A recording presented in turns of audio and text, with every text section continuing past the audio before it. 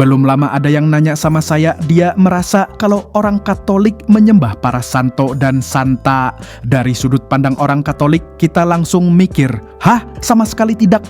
Kalau kamu dibesarkan sebagai Katolik, kamu pasti paham rasanya. Nggak pernah ada dorongan untuk nyembah patung. Waktu lihat patung, kita cuman mikir, oh itu patung Santo Padre Pio misalnya. Atau, oh itu lukisan Ibu Teresa, sama persis kayak kita lihat foto keluarga. Nggak ada dorongan untuk menyembah, nggak ada. Patung atau lukisan-lukisan itu cuman jadi pengingat. Lalu, bagaimana dengan ayat Alkitab yang menyebutkan bahwa Tuhan melarang untuk menyembah berhala? Ya, itu benar. Jangan menyembahnya. Apalagi menyembah setan atau iblis, itu namanya nyari perkara. Yang perlu diketahui, Tuhan di Perjanjian Lama sebenarnya tidak sepenuhnya melarang membuat gambar atau patung. Misalnya, Tuhan menyuruh bangsa Israel membuat patung malaikat di atas tabut perjanjian. Bahkan Tuhan menyuruh Musa membuat ular tembaga yang ditaruh di atas tongkat dan siapapun yang melihatnya akan disembuhkan. Di Perjanjian Baru, Yesus adalah wujud penuh dari Allah yang dinyatakan. Ada juga sejarah panjang dalam gereja tentang ikonoklasme, yakni gerakan yang menolak semua bentuk gambar dan ikon suci. Tapi gereja akhirnya secara tegas menyatakan bahwa ikon dan gambar suci bukan untuk disembah, tapi sebagai pengingat akan kebaikan Tuhan alias sebagai sarana dan bukan tujuan penyembahan. Nah, lalu bagaimana dengan orang-orang kudus atau santo-santa? Mengapa kita sering berdoa dengan membawa nama santo dan santa? Memang, terkadang sebagai orang Katolik kita lebih sering ngomongin para kudus daripada ngomongin Yesus. Kita sudah seharusnya lebih banyak ngomongin tentang Yesus. Tapi apakah menghormati atau menceritakan kisah para kudus berarti mengurangi penghormatan kepada Tuhan? Enggak juga. Sebagai manusia, apalagi orang Indonesia, kita semua suka testimoni atau cerita atau kesaksian. Kita suka dengar orang cerita. Ini hidupku sebelum ketemu Yesus, lalu aku ketemu Yesus, dan ini hidupku setelah itu. Dan kita nggak akan bilang, udah deh jangan cerita tentang dirimu sendiri, langsung aja ngomongin Yesus. Apa iya begitu? Kan enggak kan? Karena sebenarnya dia sedang bersaksi tentang apa yang Tuhan lakukan dalam hidupnya.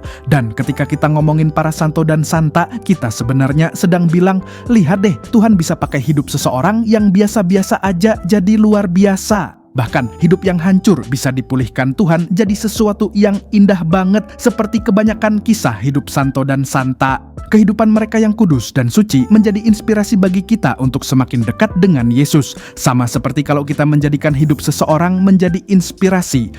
Aku pengen hidup kayak bapakku, atau aku pengen hidup kayak Santo Ignatius misalnya.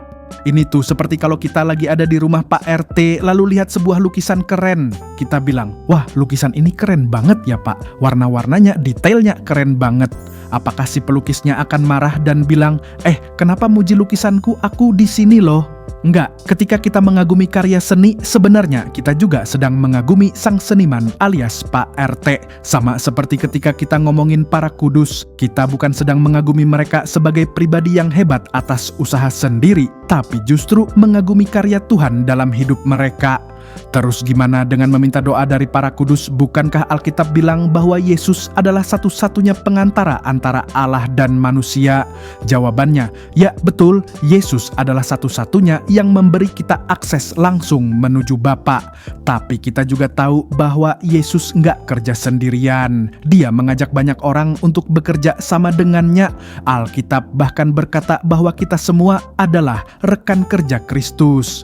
Waktu kamu mengajarkan seseorang tentang Yesus, kamu sebenarnya jadi semacam perantara untuk menyampaikan ajaran Tuhan. Waktu kamu berdoa bersama seseorang, kamu juga jadi saluran rahmat Tuhan. Waktu kamu ngasih Alkitab atau share video kayak video ini, kamu jadi alat untuk menyebarkan karya Tuhan. Jadi, Yesus memang satu-satunya pengantara keselamatan, tapi Dia mengundang kita untuk ikut ambil bagian sebagai rekan sekerjanya, tentu dengan cara yang tepat. Makanya ketika kita minta doa dari para kudus, itu sama seperti kita bilang ke teman kita, tolong doain aku ya.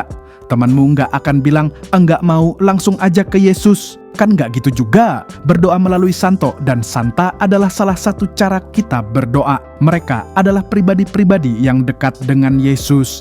Maka dari itu kita berdoa melalui mereka, bukan kepada mereka. Santo Agustinus sudah menjelaskan bahwa kepada para kudus, Gereja Katolik memberikan dulia, yakni penghormatan atau penghargaan. Kepada Bunda Maria kita berikan hiperdulia, yakni penghormatan yang lebih tinggi, dan hanya kepada Allah kita memberikan latria, yaitu penyembahan sejati, penyembahan hanya untuk Tuhan. Sebagai orang Katolik, kita pun harus tegas bahwa spiritualitas orang-orang kudus hanya sebagai sarana untuk memuliakan Tuhan. Satu-satunya tujuan hidup kita hanya kepada Tuhan, bukan kepada pribadi-pribadi tertentu. Kita bisa berdoa melalui mereka dan bukan kepada mereka. Ibarat kalau kita mau ke Jogja dari Depok, kita bisa naik kereta atau naik pesawat. Keduanya adalah sarana. Tujuan kita adalah Jogja. Sampai sana nanti kita beli bakpia. Nah, sama juga kita bisa berdoa melalui perantaraan, misalnya Santo Fransiskus atau Santo Antonius, tapi tujuannya tetap kepada Tuhan. Tuhanlah yang utama sebagai tujuan doa kita. Coba tuliskan di kolom komentar bagaimana pendapatmu tentang ini, atau kalau kamu punya pertanyaan atau ide tentang Katolik, barangkali bisa kita bahas di konten selanjutnya. Terima kasih sudah menonton. Gamsahamnida, sampai jumpa. Tuhan memberkati.